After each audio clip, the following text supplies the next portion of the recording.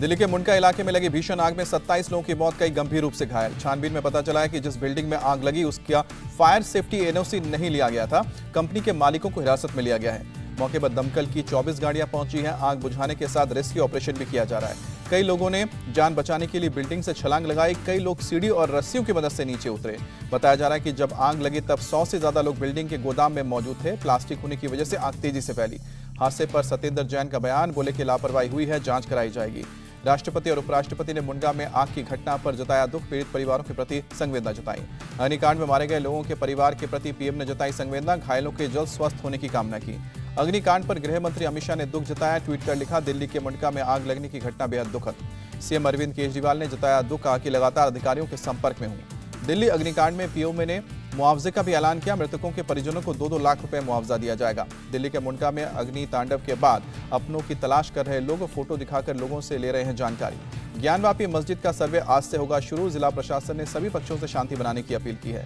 Varanasi court के आदेश के मुताबिक शुरू होगा सर्वे। कोर्ट कमिश्नर 2 सहयोगियों के साथ करेंगे सर्वे। फोटोग्राफी के साथ वीडियोग्राफी भी कराई जाएगी। विरोध करने वालों पर लिया जाएगा एक्शन। ज्ञानवापी मस्जिद में सर्वे का मामला सुप्रीम कोर्ट पहुंचा। मुस्लिम पक्ष ने अर्जी दाखिल कर यथास्थिति बहाल रखने की मांग की। सुप्रीम कोर्ट ने वाराणसी कोर्ट के फैसले पर तुरंत रोक लगाने से इनकार किया। कहा कि पेपर देखकर सुनवाई किया जाएगा। उदयपुर में कांग्रेस के चिंतन शिविर का आज दूसरा दिन। सुबह 10:30 बजे से लेकर 2:30 बजे तक कांग्रेसी नेता ग्रुप डिस्कशन करेंगे। कांग्रेस को मजबूत बनाए जाने पर भी दिए जाएंगे सुझाव। आज रात कांग्रेस की अलग अलग कमेटियों की बैठक होगी। उदयपुर में चल रहे कांग्रेस के 3 दिवसीय चिंतन शिविर में सोनिया गांधी का बड़ा आरोप, बीजेपी की राजनीति संविधान के लिए खतरा। सोनिया गांधी की पार्टी कार्यकर्ताओं से अपील, संगठन की मजबूती सबसे जरूरी है, पार्टी का कर्ज चुकाने का वक्त आ गया है। अजय माकर ने चिंतन शिविर के बाद कांग्रेस में बड़े बदलाव के संकेत दिए। पार्टी में सर्वे के लिए इंटरनल सिस्टम बनाने पर सहमति बनी है। कांग्रेस का अपने युवा कार्यकर्ताओं से वादा, 50% यूथ को हर हाल में चांस देंगे। पार्टी में 1 फैमिली 1 टिकट का होगा फॉर्मूला। उद्धव ठाकरे बनाम राणा दंपति के बीच जंग का आज अहम दिन। नवनीत राणा अपने पति के साथ दिल्ली के कनॉट प्लेस के हनुमान मंदिर में आरती करेंगे। मुंबई में उद्धव ठाकरे की मेगा रैली के जरिए उद्धव ठाकरे हिंदुत्व के मुद्दे पर राणा दंपति के साथ राज ठाकरे को भी दे सकते हैं जवाब। रैली के लिए शिवसेना ने जबरदस्त तैयारी की है। मुंबई के सभी प्रमुख चौराहे रैली के बड़े बड़े पोस्टर और बैनर से पटे।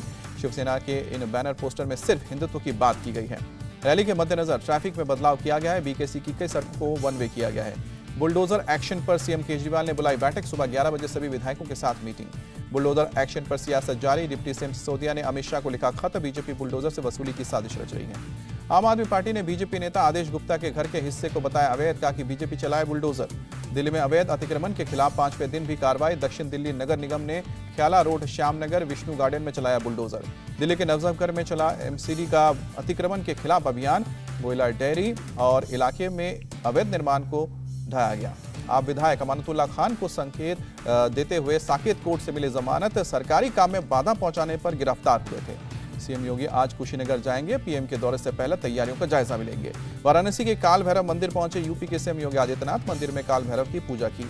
काशी विश्वनाथ मंदिर भी पहुंचे सीएम योगी आदित्यनाथ। मंदिर में बाबा भोलेनाथ का अभिषेक किया। मंदिर परिसर में छोटी बच्ची से मिले सीएम योगी, बच्ची को दिया ऑटोग्राफ। वाराणसी में सीएम योगी काशी कॉरिडोर प्रोजेक्ट देखने पहुंचे। प्रोजेक्ट को लेकर अधिकारियों को दिए गए निर्देश। एमपी में स्टार्टअप कॉन्क्लेव में शामिल हुए मोदी। 8 साल में 70,000 पहुंची मान्यता प्राप्त स्टार्टअप की संख्या। तीसरे सबसे बड़े इकोसिस्टम में है हम। पीएम मोदी ने कांग्रेस पर निशाना साधा, कहा कि 2014 से पहले 1 दशक वंशवाद की राजनीति और स्कैम की वजह से बर्बाद हुआ है। सोमवार को नेपाल से लौटने के बाद पीएम मोदी कुशीनगर के महानिर्वाण स्तूप में करेंगे दर्शन। लखनऊ में सीएम योगी से करेंगे मीटिंग। पंजाब का माहौल खराब करने की कोशिश। फरीदकोट की बाजीगर बस्ती में एक पार्क की दीवार पर लिखे खालिस्तान जिंदाबाद के नारे। फरीदकोट पुलिस ने विवादित नारों को लेकर दर्ज की एफआईआर। पार्क के आसपास सीसीटीवी खंगाल रही है पुलिस। पंजाब पुलिस का मोहाली ब्लास्ट केस सुलझाने का दावा, कहा कि तरनतारण का रहने वाला लखवीर सिंह लाडा मास्टरमाइंड 2017 में चला गया था कनाडा। पंजाब के डीजीपी बोले हरविंदर सिंह अरिंदा से लखवीर सिंह के संबंध, बब्बर खालसा के साथ मिलकर रची गई थी साजिश। अब तक 6 लोग गिरफ्तार। एमपी के मदरसों में राष्ट्रगान होगा अनिवार्य। गृह मंत्री नरोत्तम मिश्रा ने संकेत दिया, कहा कि राष्ट्रगान हर जगह होना चाहिए। पटना हाईकोर्ट का बिहार के डीजीपी को आदेश। 16 मई को सहारा प्रमुख सुब्रतो राय को करेंगे पेश।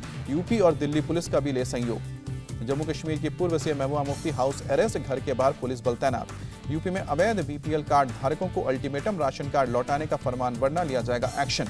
महाराष्ट्र के मंत्री आदित्य ठाकरे ने नासिक के त्र्यंबकेश्वर मंदिर के दर्शन किए, बिना किसी पूर्व निर्धारित कार्यक्रम के पहुंचे।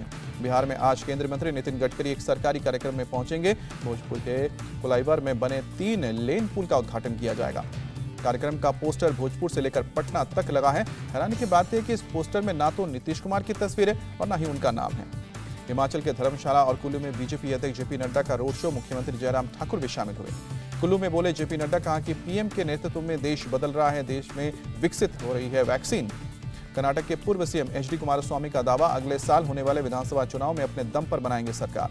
जम्मू कश्मीर के परिसमन प्रस्ताव पर केंद्र, कश्मीर प्रशासन और चुनाव आयोग को नोटिस, 6 हफ्ते के अंदर जवाब देने को कहा गया।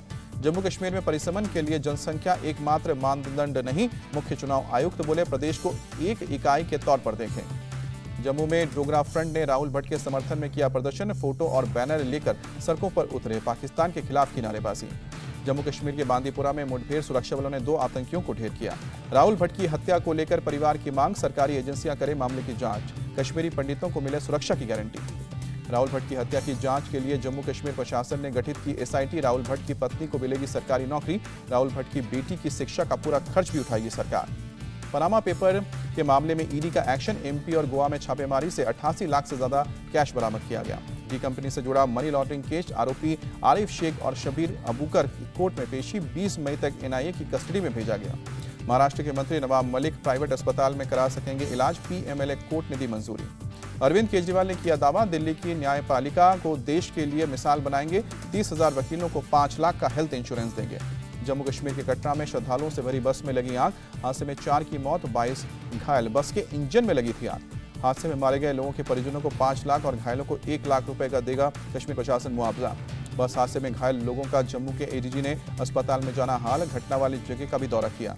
यूपी के मथुरा में बीएमडब्ल्यू कार में लगी आग, देखते ही देखते आग का गोला बनी। मथुरा एक्सप्रेसवे पर हुआ हादसा, गाड़ी में सवार 3 लोग सुरक्षित, गाड़ी के डैशबोर्ड से आवाज आने के बाद लगी आग।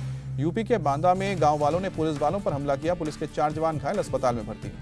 उत्तराखंड के हरिद्वार में कुछ लोगों ने घर पर लिखवाया ये घर बिकाऊ है, ये बात पुलिस प्रशासन ने समझाने के बाद दीवार से मिटाया। 2 पक्षों में झगड़े के बाद कुछ परिवार वालों ने घर बेचने का फैसला किया था, कहा कि झगड़े में हमारा बहुत नुकसान हुआ है, कोई पूछने तक नहीं आया। यूपी के हरदोई में बेसिक शिक्षा विभाग में जांच करने पहुंची सीडीओ, विभाग के 12 कर्मचारी नदारद। सीडीओ ने बगैर सूचना के गायब रहने पर कार्रवाई की, 14 लोगों का रोका गया वेतन, सभी से मांगा गया स्पष्टीकरण। दिल्ली के कादीपुर में गोदाम में भीषण आग, फायर ब्रिगेड की 8 गाड़ियां मौके पर पहुंची, आग पर काबू पाया। विशाखापट्टनम के अनाकपल्ली जिले में अवैध शराब के अड्डे पर पुलिस ने रेड की, करीब 5,300 लीटर शराब नष्ट की। तमिलनाडु के त्रिची में कस्टम विभाग की बड़ी कार्रवाई, विदेश से लाए गए सोने के 19 बिस्किट बरामद किए, लैपटॉप के अंदर रखकर लाया जा रहा था सोना। पश्चिम बंगाल के 24 परगना में 12 जिंदा बम बरामद, 29 राउंड गोली और हथियार भी बरामद। केदारनाथ धाम में भारी संख्या में पहुंच रहे श्रद्धालु, बाबा भोलेनाथ के दर्शन के लिए जा रहे भक्तों की लंबी लाइन, भीड़ को देखते हुए सुरक्षा के कड़े इंतजाम। उत्तराखंड के केदारनाथ धाम में पुलिस के जवानों ने बुजुर्ग को कंधे पर उठाया, 4 धाम यात्रा के दौरान बुजुर्ग का पैर फ्रैक्चर हुआ था। लखनऊ की भूतनाथ मार्केट में अतिक्रमण हटाने पहुंची नगर निगम की टीम पर हमला हुआ, पटरी दुकानदारों ने मारपीट की। विदेश यात्रा पर जाने वाले यात्री दूसरे डोज के 3 महीने बाद ले सकेंगे प्रिकॉशन डोज, स्वास्थ्य मंत्रालय का बयान। देश में कोरोना के 2,841 नए केस, 24 घंटे में 9 लोगों की जान गई। यूक्रेन की सेना का खार्किव के उत्तर में रूसी सेना को पीछे धकेलने का दावा, कई गांवों पर दोबारा कब्जा करने में मिली है कामयाबी। खार्किव के एक शहर में गोलाबारी में 2 नागरिकों की मौत हुई। कराची के मेयर का दावा, रूसी सेना ने एक सांस्कृतिक केंद्र पर हमला किया। अमेरिकी राष्ट्रपति जो बाइडेन ने फिनलैंड और स्वीडन के राष्ट्रपति से बात की, दोनों देशों ने नेटो में शामिल होने की इच्छा जाहिर की है। अमेरिका ने एक बार फिर रूस को चेतावनी दी है, कहा कि रासायनिक या जैविक हथियारों के किसी भी उपयोग के गंभीर परिणाम होंगे। जैविक हथियार कार्यक्रम में अमेरिकी भागीदारी के रूस के दावे को नकारा।